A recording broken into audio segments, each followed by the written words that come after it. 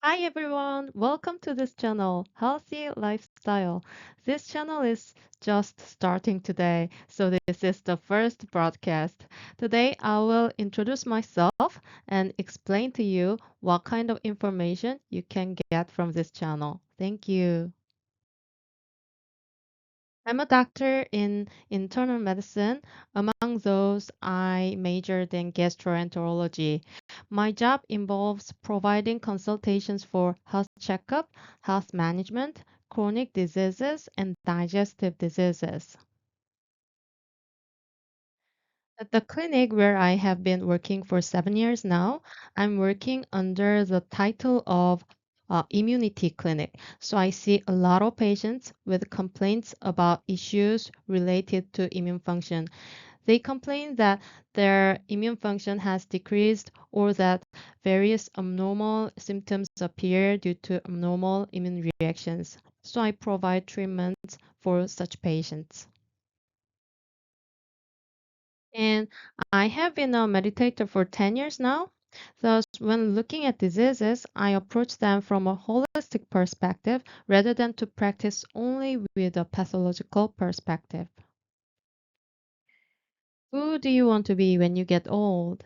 Yes, the two men in the picture appear to be of similar age. However, while one person is exercising and looks very healthy, the other person is hospitalized.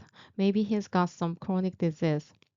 It's important to think about this question because nowadays life expectancy is increasing.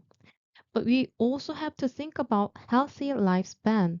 Healthy lifespan means the time period we live healthily out of our entire life. There is a certain gap between life expectancy and healthy lifespan. This data of a few developed countries show life expectancy. Here LE is life expectancy and healthy life expectancy as well. Here HLE. So the graph on the left is for the female and right on for the male. The discrepancy between life expectancy and healthy life expectancy is about 20 years for women and about 15 years for men. Can you believe this? We have to live about 15 to 20 years not healthily at the end of our lives. Can you believe? So how are we gonna catch up? Is there any way we can increase healthy life expectancy as well? Yes, of course there is. We can do so by preventing diseases. Preventing disease is not a mission impossible. As I work in a health checkup center visited by many different nationalities, I see these days a lot of people worldwide interested in health promotion, presenting health behavior. Some of them are worried if they are too much hypochondriatic, that is, whether they are too much worried about their health. But in my opinion, not at all. Nowadays, the paradigm about health is shifting. Most of the diseases we suffer from are preventable. So, by caring for health while we are still young and healthy, we can maintain the healthiness till the end of our lives. Diseases do not happen out of the blue. As I was providing consultations of the health checkup results, I could see it a little more clearly. There is always a prodromal phase before a disease actually develops. So there is a term called subhealth. Subhealth indicates this state. This state, self-health, is very important because if you improve and modify your lifestyle significantly at this stage, you can return to the healthy state. However, if this state is left unattended and neglected, you will ultimately develop a disease. So, this stage is very important because it is a point of no return. So, which diseases should we watch out for? First of all, you need to be careful of the diseases that many people suffer from. WHO statistics says that non-communicable disease, which means non-infectious disease, accounts for 70% of all deaths globally. Among those, cardiovascular disease is the top cause of death, followed by cancer, lung disease, diabetes mellitus, and kidney disease. So the solution is easy. The document already said that tobacco use, physical inactivity, the harmful use of alcohol, unhealthy diets are the main risk factors. But you see, these risk factors are those that we can actually control, right? Here is another data on top 10 leading causes of death provided by Center for Disease Control and Prevention of the United States.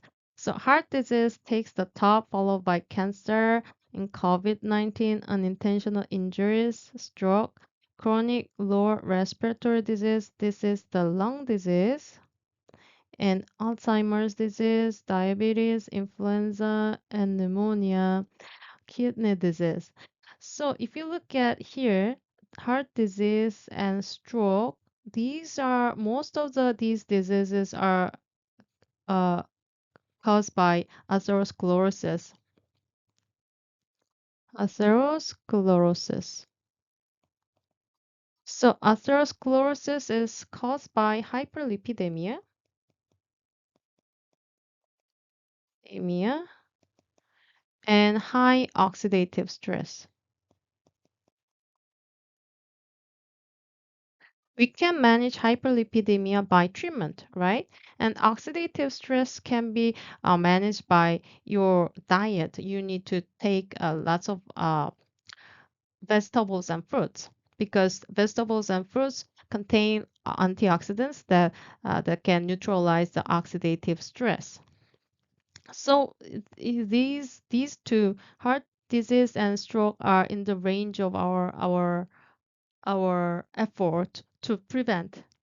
And for the cancer here, cancers can be screened, right? At the early stage. This is very important because if we detect cancer at the early stage, we can remove it by surgery. What that means is that if we remove the cancer, then we can reach cure, right?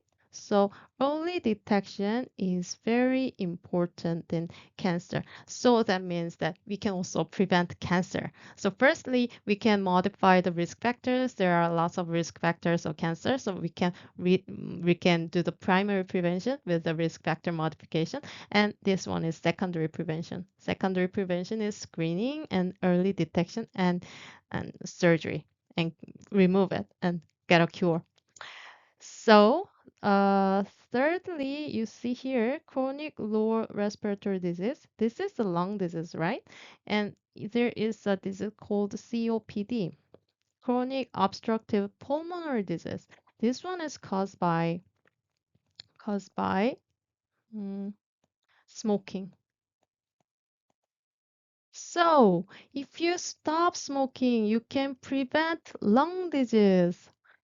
A sizable proportion of the lung disease is COPD, so we can prevent COPD. And here we see diabetes here. Diabetes is like, especially type 2 diabetes. It happens because of the bad lifestyle. So it's a lifestyle disease. So if you really manage your lifestyle, modify your lifestyle, you can prevent it definitely. And you see here, kidney disease. A certain portion of kidney disease is caused by hypertension. You know what hypertension is, right? So when you have hypertension, you need to treat it. By treating the hypertension, you can prevent kidney disease, a certain portion. Yeah.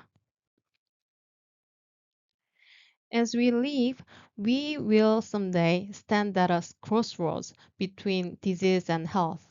If you don't know you are at a crossroads and you don't get a chance to take care of your health, you will end up with a disease.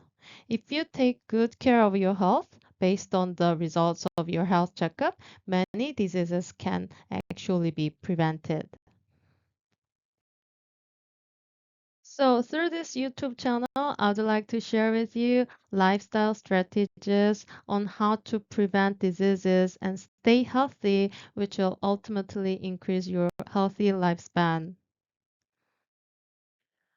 We will discuss which way is healthier when you eat and which diet is more helpful depending on the medical condition. Exercise is very important, but exercising too much is not actually good. So we'll discuss how to find out the right amount of exercise for you. And sleep is very important as well. We'll discuss about how much time you need to sleep, and we'll talk about sleep supplements as well if you need. About stress management, since I'm a meditator myself, I would like to introduce you how you can use meditation to manage the stress. In addition, I will cover health checkup items so that you can plan your own health checkup appropriate for your age, family history, and underlying condition. And I studied a lot about nutrition and nutritional supplements. So my acquaintances sometimes ask me a lot about nutritional supplements. There were even some people who were not interested in other topics, but all of a sudden their eyes lighten up when I start to talk about supplements. So I will share with you how to use supplement. There are debates about supplements, but supplements are not something good or bad. They are helpful when they are used properly. There are ways to pick up certain nutrients which is just right for you, right for your symptom and functional problems. So we'll talk about it. And I think there may be some people who would like to know more about the papers that I use as reference in my YouTube broadcast. So this is how you can search the papers. Usually, when citing the source of a paper, the name of the paper's journal, year, and volume number are indicated, like in the bottom here. The journal name, year, and etc. So at the end, I will put a PM ID here in addition to the general info. So this PM ID is PubMed ID actually. This is a unique individual ID for the paper. So I will post it like this. And I may post it like in this way when I just copy and paste the abstract in this way. PM ID is right here. So you look for it, okay?